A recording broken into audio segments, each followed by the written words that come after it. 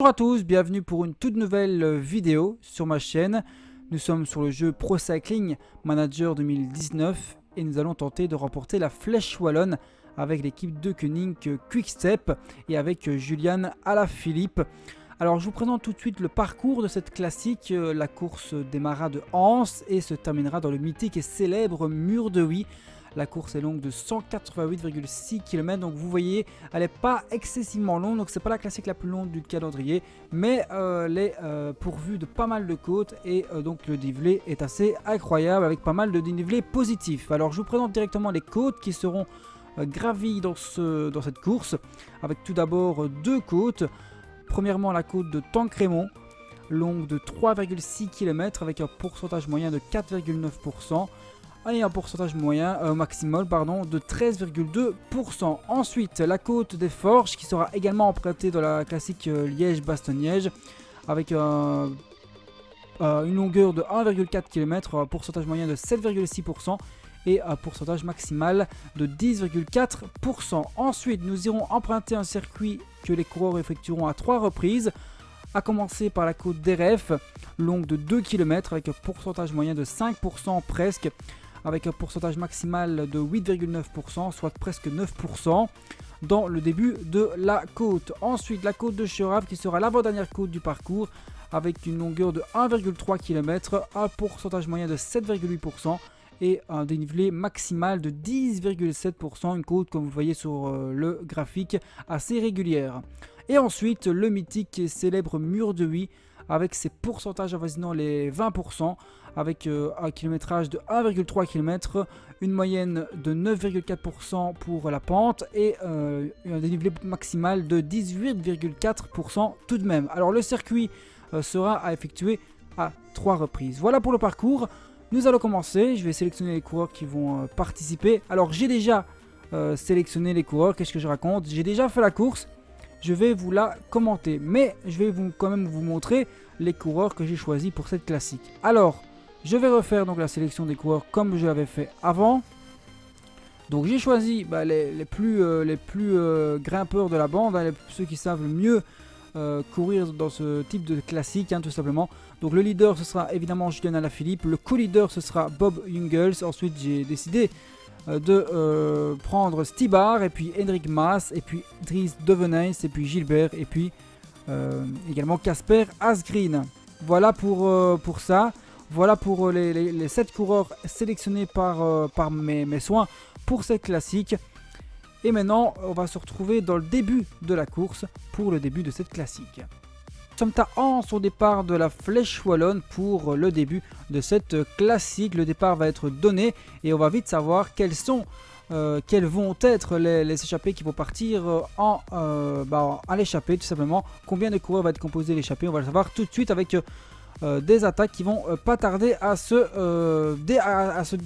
faire tout simplement, à se créer au sein du peloton avec les premiers fuyards. Quel sera le coureur qui va être le premier attaquant de cette Flèche Wallonne? On va le savoir dans quelques instants. En attendant, pour l'instant, ils n'ont pas l'air de bien vouloir s'extirper du peloton. On est un peu attentif dans le peloton. On va voir par la suite comment ça va se passer. Nous avons des coureurs comme Vachnipp à l'avant du peloton. Pourquoi pas trouver des attaques dans cette équipe de la Rumpot. Alors on a également l'équipe de la Veranda Willems qui pourrait peut-être venir se mêler à la bataille pour l'échappée matinale. En attendant, il y a un coureur de la Wanty qui attaque avec Aimé de Ghent et Deltombe qui attaque également. Deux coureurs avec un trio ici en poursuite avec Stork, Hamilton et Warbice. Derrière, et puis on a également le coureur de la CCC Renso, Coach. Et puis derrière, on a également Jérôme Bounis de la Wanty Groupe Gobert. Également deux coureurs pour la Wanty Groupe Gobert. Une équipe bien représentée ici dans cette échappée composée pour l'instant donc de 7 coureurs. Si le duo arrive à revenir sur les 5 coureurs de tête.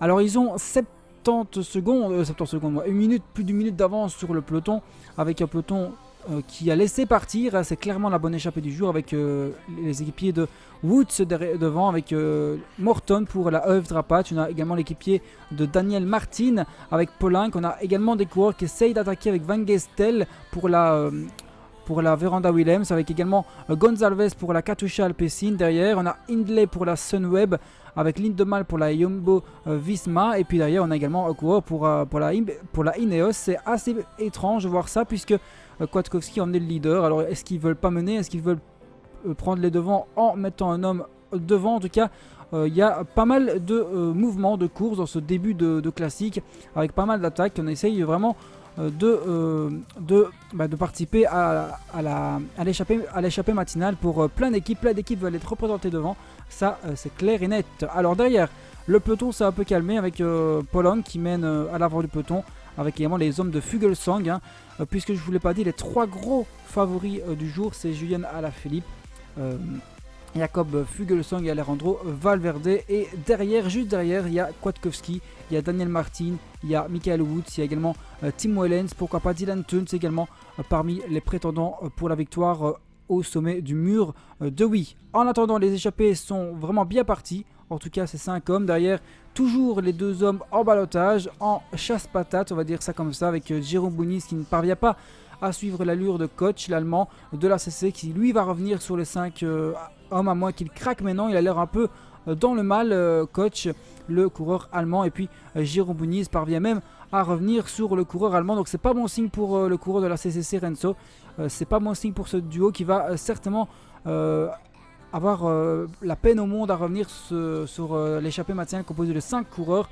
Derrière, on a les 3 hommes qui vont faire la jonction sur ces 2 hommes. Ils vont rattraper Jérôme Bounis et Koch. Ils vont être 5 à la poursuite. Donc on a deux groupes de 5 coureurs en l'échappée. Puis derrière, on a le peloton avec 36 secondes d'avance pour ce groupe-là et 33 secondes pour le premier groupe, alors que Koch est en train de lâcher le groupe d'échappés. Il va se faire maintenant rejoindre par le peloton. Attention, il n'y a pas beaucoup d'avance. Ils n'ont pas creusé suffisamment l'écart. Les échappés, ils risquent d'avoir un regroupement général et les choses risquent de repartir à zéro si ça continue. En tout cas, il faut qu'ils creusent un peu les échappés. Il faut qu'il y ait une jonction entre les 2 groupes. On aura quand même pas mal d'hommes à l'échappée. On aura 10 hommes, c'est assez énorme, 10 hommes devant. On n'aura plus que 9 hommes, qu'est-ce que je raconte, puisque Koch a été repris.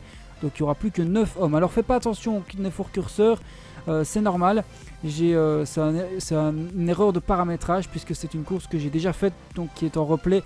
Donc c'est normal que ce soit tout 70. En tout cas, nous avons 5 hommes en tête, avec toujours Hamilton, Deltombe, avec également donc Warbice, le coureur américain de la G2R, la mondiale, et puis Aimé de Guedes, le coureur belge de la Wanty Groupe Gobert.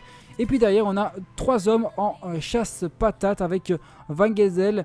Nous avons également Bounis et Lindemann, alors qu'il y a 2 hommes qui ont été rattrapés par le peloton. Et oui, ils étaient 5 au départ. 2 hommes se sont fait rejoindre, je ne sais plus lesquels, j'ai oublié les noms.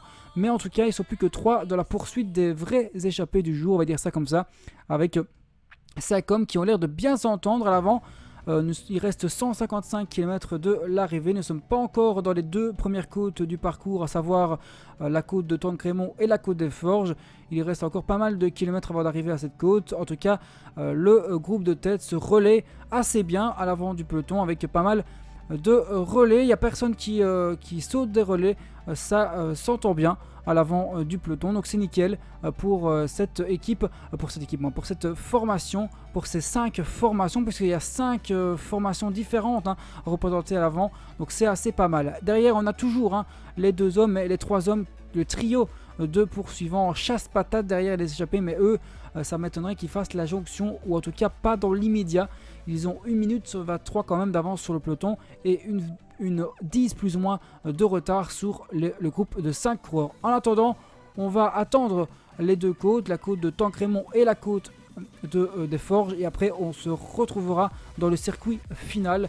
Mais on va quand même regarder ces 2 côtes au programme, avec Deltombe qui passe en tête de la première côte, la côte de Tancrémont, et c'est parti pour la côte de Tancrémont avec les pourcentages les plus grands dans le début de la côte. Nous sommes ici à 6% de déclinaison moyenne pour l'instant. Nous sommes à du 6% de pente. La pente est assez régulière avec des pentes relativement douces. Avec 6%, c'est pas énorme comme pente, c'est pas pentu. C'est rien à voir avec le mur de 8 qu'on aura tout à l'heure à franchir. En tout cas, l'allure est de 16 km/h, donc c'est pas mal. Derrière, est-ce qu'il roule plus vite? On roule un peu plus vite dans le groupe de poursuivants, donc ça devrait revenir, même si l'écart semble augmenter. Ils ont plus qu'1 minute d'avance sur le peloton et ils ont 2 minutes de retard quand même sur le premier groupe d'échappés. Alors que déjà Lindemann est en train de dandiner sur son vélo. Il est en train d'être dans le dur, hein, le coureur néerlandais de la formation Jumbo Visma qui est en train vraiment d'être fatigué par ses efforts. Derrière on a le peloton emmené par la formation Ineos. Et derrière on a également un coureur pour la formation EF Drapac, alors la personne de Morton, l'Australien de l'équipe, avec Bennett également. Pas George Bennett de Jumbo Visma, mais un autre Bennett qui est bien là. Alors que l'équipe de Koenig de Alaphilippe est en train de remonter et est bien placée à l'avant du peloton. L'Armada, le Wolfpack, est vraiment bien placé à l'avant du peloton. Devant, on a toujours les 3 hommes, hein, qui ne reviendront jamais, même s'ils ont gagné du terrain par rapport aux échappées matinales. Ils ont maintenant plus de 1,38 de retard sur ce groupe. Ils avaient 2 minutes tout à l'heure, donc ils ont repris dans la côte de Tancrémont. Donc ça veut dire qu'ils montent mieux que le premier groupe qui est en train de perdre du terrain par rapport aux poursuivants. Et eux, les poursuivants sont eux aussi en train de perdre du terrain par rapport au peloton, même s'ils ont quand même repris par rapport à tout à l'heure. Ils ont repris 49 secondes, donc c'est l'inverse, hein, je me trompe. Ils ont repris quand même du temps par rapport au peloton. Ils avaient 1 minute tout à l'heure, ils ont maintenant 1,54. Et ils avaient 2 minutes sur les échappées, ils ont maintenant 1,35. Donc ça veut dire qu'ils ont bien monté cette première côte. Nous sommes maintenant dans la deuxième ascension du jour, la côte des Forges. Et oui, elle sera également empruntée dans Liège-Bastogne-Liège, cette côte, hein, qui fait partie du final, hein, de Liège-Bastogne-Liège. Et ici, elle fait partie vraiment des premières côtes de la Flèche Wallonne. En tout cas ici ils sont vraiment côte à côte, ils sont pas en file indienne, ils sont côte à côte dans cette côte. Il n'y a personne qui fait de relais apparemment, personne ne veut prendre de relais dans cette côte, personne ne veut se cramer réellement dans cette côte, alors que maintenant ça se remet dans l'ordre, ils se remettent dans la file indienne pour essayer de reprendre un rythme assez conséquent. C'est vrai que c'est des pourcentages assez importants, avec un passage à 10% si je m'abuse, avec Lindemann qui a du mal, mais qui parvient quand même à rester au contact des 2 hommes. Même si depuis tout à l'heure il a l'air d'être dans le dur, le coureur néerlandais de la Jumbo Visma. Derrière, Bouniz et Van Gesdel sont bien partis à la poursuite, et puis derrière un peloton emmené toujours par les mêmes formations, à savoir la Ineos, la UAE et également la EF Drapac, et également cumulé à l'équipe Movistar et Astana. La seule équipe finalement qui ne participe pas à la poursuite, c'est l'équipe de Julian Alaphilippe, la de Koenig Quick-Step. En tout cas, nous, on va se retrouver dans le circuit final pour la côte d'Eref. Voilà, nous sommes bientôt dans la première côte du circuit final qui comportera 3 tours. Nous sommes donc dans la côte d'Eref, ensuite nous irons chercher la côte de Cherave et ensuite le mur de Huy. En tout cas, les échappés ont fini la côte d'Eref, ils vont aller chercher la côte de Cherave bientôt. Nous sommes donc vraiment au sommet de la côte d'Eref, longue, il me semble, longue de 2 km, oui, avec un pourcentage moyen de 5%, avec une déclinaison maximale de 9% environ. En attendant toujours les 5 hommes, les 3 hommes poursuivants ont été repris par le peloton. Malheureusement, c'était à craindre. Malheureusement, ils n'allaient pas rester indéfiniment en chasse-patate. C'était mieux pour eux, soit qu'ils reviennent ou soit qu'ils se fassent rattraper, parce que c'était inutile de perdre vraiment de l'énergie à ce point. Ils ont 3 minutes 3 d'avance, c'est 5 hommes par rapport au peloton, alors qu'il y a pas mal d'échappés ici, pas mal de lâchés suite à la côte des rêves, pas mal de coureurs qui peuvent être piégés. On a notamment Mohoric, on a Gasparotto, mais qui sont rattrapés, qui sont revenus sur le peloton, avec Landa qui revient également, avec Powell, pourquoi pas, qui revient également. En attendant, c'est qui mène, c'est toujours, je pense, les équipiers de Valverde, les Ineos, toujours les 3-4 mêmes formations que tout à l'heure, donc ça n'a pas changé au niveau de la physionomie des équipes qui mènent dans le peloton, toujours les mêmes équipes, toujours les mêmes coureurs qui ont de l'ambition au sommet du mur de Huy. On veut gagner du côté de la UAE, on veut gagner du côté de l'Astana et du côté de la Movistar, c'est pareil, et Kwiatkowski a également beaucoup d'ambition aujourd'hui pour cette flèche wallonne au sommet du mur de Huy, alors que les échappés sont dans la côte de Cherave et ils vont bientôt arriver dans le mur de Huy pour la première fois, pour le premier passage du mur de Huy dans le circuit final. Je pense que je vais faire avec vous l'intégralité des 61 derniers kilomètres. Je pense que ça va le faire. Voilà, c'est parti. Nous sommes donc partis pour 60 km de vidéo sans coupure.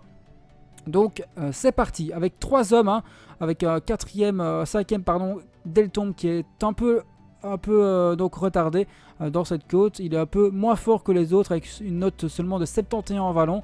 Alors nous sommes partis pour aller chercher le mur de Huy avec ses pourcentages incroyables. Regardez, donc 1,3 km avec un pourcentage moyen de 8,9% et avec une déclinaison maximale de 18,4% quand même.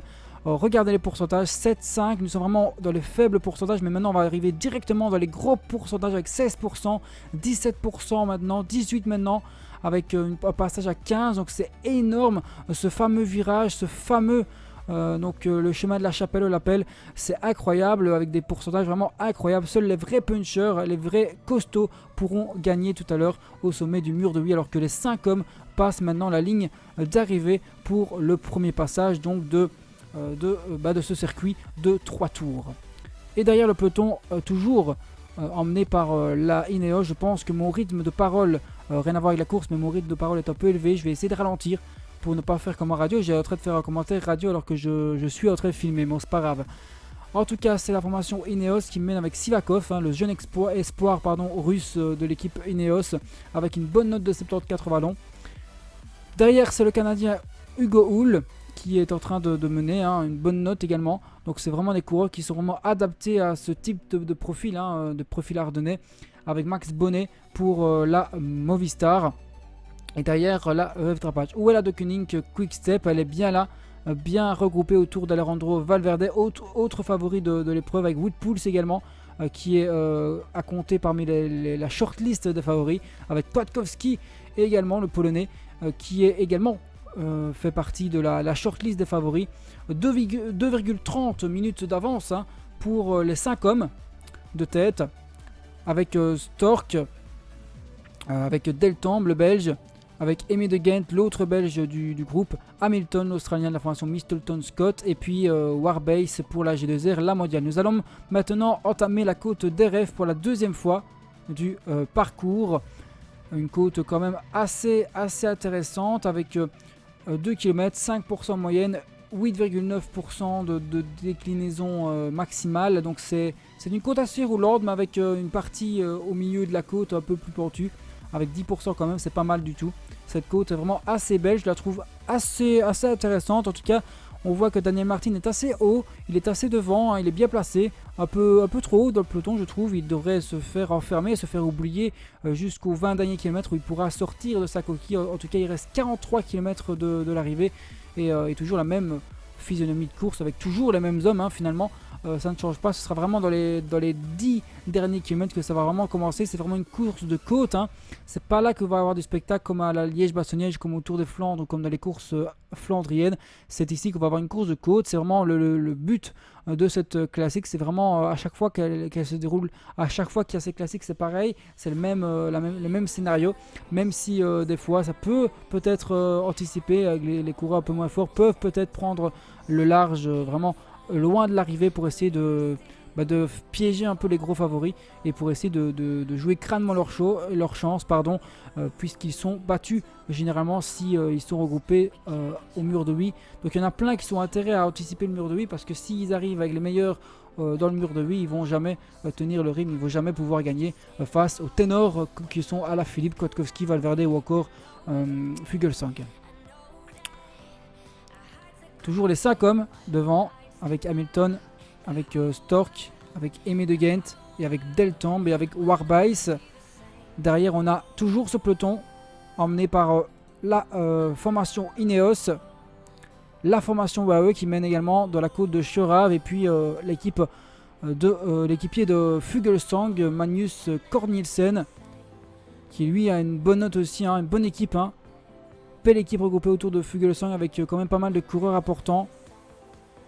Donc ils ont vraiment placé d'excellents coureurs à l'équipe des favoris, avec moi, avec Jungels, avec Mas, avec Gilbert, etc.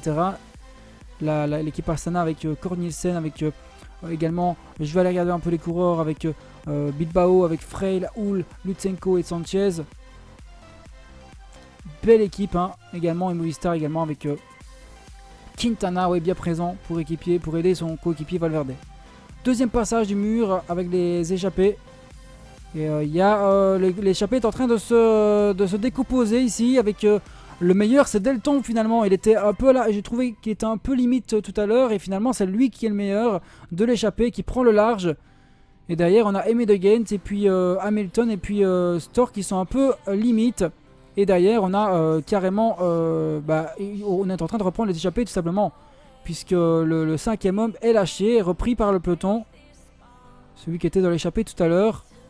Et maintenant repris, Warbase, c'est l'américain de l'équipe française AJ2R. Et le meilleur, c'est Deltombe, oui, le belge de la formation Véranda Willems. C'est lui le meilleur coureur de l'échappée. Il a 23 secondes d'avance sur le trio derrière, qui eux vont être avalés maintenant par le peloton. Voilà, c'est fait.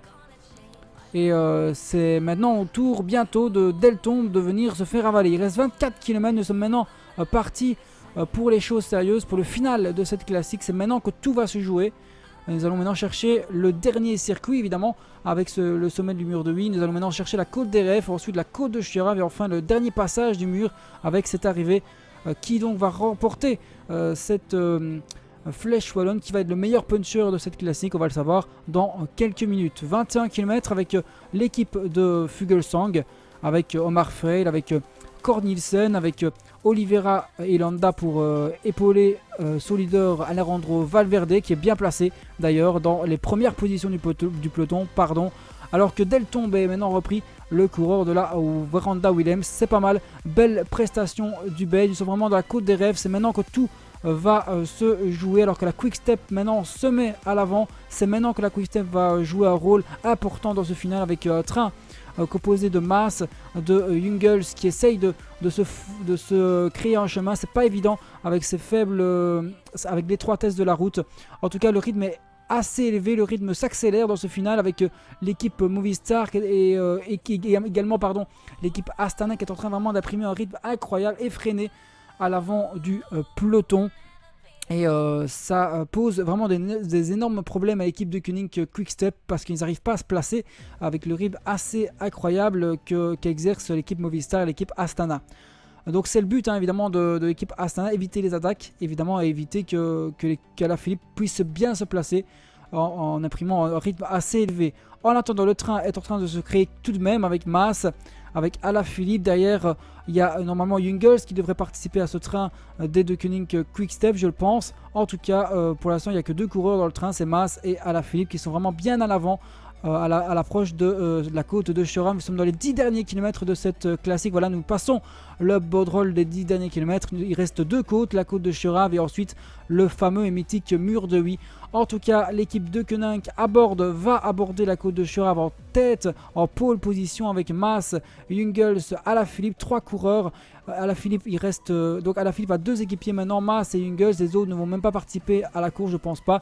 En tout cas, c'est parti pour la côte de Chiorave. C'est là que tout va se jouer, c'est là que les placements vont être importants. C'est là qu'il va falloir se placer à l'approche du mur de Huy. Il va falloir être dans les trois premières positions pour pouvoir gagner. Je pense que celui qui est en 5e ou 6e position ne gagnera pas. Donc attaque de Lutsenko, attaque de Freil, beaucoup d'attaques dans ce côte de Chiorave pour anticiper le mur de Huy, alors que Jungels attaque avec Alaphilippe dans sa roue pour bien emmener son leader. D'ailleurs, on a Kangert, on a Maas. Est-ce qu'il va y avoir un écrémage, est-ce qu'il va y avoir des cassures? On n'en sait rien, on va le voir. En tout cas, c'est un peloton groupé qui arrive au pied du mur de Huy, avec pas mal de coureurs, Donc 31 coureurs qui vont se disputer la victoire, alors que Alaphilippe, Kwiatkowski qui déboule avec Moscon dans la roue de Moscon. Kwiatkowski qui est là, Alaphilippe qui a décidé de prendre la roue de Kwiatkowski. C'est pas mal, c'est bien joué de la part du français. Deuxième position pour Alaphilippe. Kwiatkowski qui débute ce mur de Huy en première position. Qui va remporter cette flèche wallonne? Kwiatkowski qui lance son sprint, Alaphilippe qui va le lancer maintenant. C'est parti, Alaphilippe lance son sprint. Alaphilippe passe en pole position dans le virage incroyable. Il va passer en premier, il va gagner cette classique devant Kwiatkowski. Voilà, victoire d'Alaphilippe devant Kwiatkowski. Et 3e Valverde, 4e Wout, 5e Fuglsang, 6e Wellens, 7e Daniel Martin, 8e Mollema, 9e Jungels et 10e Dylan Teuns, si je m'abuse. Je pense avoir bien compté. Voilà pour le top 10. Malheureusement, j'ai pas les résultats de cette classique, je les ai pas sauvegardés malheureusement. Mais en tout cas, le podium, c'est 1 Alaphilippe, 2 Kwiatkowski et 3 Alejandro Valverde. Voilà, je vais vous un peu décortiquer cette dernière ascension. On va pas regarder la course, re-regarder le replay ensemble. On a déjà vu la course, mais je vais vous remontrer le dernier kilomètre, l'entrée du mur de Huy. Voilà, c'est maintenant. Je vais vous montrer d'ailleurs le pied du mur de Huy. Regardez, alors que c'est Jungels qui a bien emmené Alaphilippe pour essayer de bien l'emmener dans les premières places du peloton, alors qu'un peloton assez groupé était présent au pied du mur, alors que c'est Moscon qui a décidé de commencer vraiment les hostilités avec Kwiatkowski dans sa roue. Kwiatkowski qui a décidé de commencer le mur en pole position, de venir se mettre en première position pour être le mieux placé possible. Valverde a commencé son sprint assez tard, au 1 km 400, et puis Alaphilippe commence son sprint à 700 mètres de l'arrivée dans le fameux virage, le chemin de la chapelle comme il est appelé, et puis il parvient à résister au retour de Kwiatkowski, il gagne le sprint face au Polonais, et il parvient à résister et à éviter le retour du Polonais et à gagner cette magnifique classique. Donc victoire de Alaphilippe. J'ai réussi mon pari de remporter la Flèche Wallonne pour la première fois en vidéo. Maintenant, j'ai essayé quand même pas mal de fois de remporter cette classique avant de la remporter réellement. Je dois vous l'avouer. Et j'ai compris la technique avant. En fait, je vais vous expliquer. Je vais vous expliquer, voilà, je reprends, j'arrive plus à parler. Je vais vous expliquer, en fait, j'avais décidé de faire un train avec Jungels les premières fois que j'avais essayé de tenter de gagner cette classique. Mais j'avais essayé de faire sprinter Jungels et d'utiliser Jungels comme poisson pilote, mais ça n'a pas marché puisque Jungels n'était pas assez fort et il était à chaque fois mal placé et il ratait toujours, il finissait 3ème, 4ème. Et puis je me suis rendu compte qu'il fallait tout simplement suivre un des meilleurs et j'ai décidé donc de suivre Kwiatkowski. Et voilà, bingo, victoire d'Alaphilippe et mon pari est lancé. Voilà, c'est ici que s'arrête cette vidéo. J'espère qu'elle vous a plu. Voilà, c'était une petite vidéo hors série, tranquillou, pour tout simplement jouer à ce jeu magnifique qui est Pro Cycling Manager 2019. Une série arrive sur ma chaîne qui s'appellera Warrior Classic. C'est un tour avec tous les classiques de la saison. Je vous expliquerai plus en détail dans de prochaines vidéos. Mais en attendant, portez-vous bien. Bye, c'était Vlog Cycling.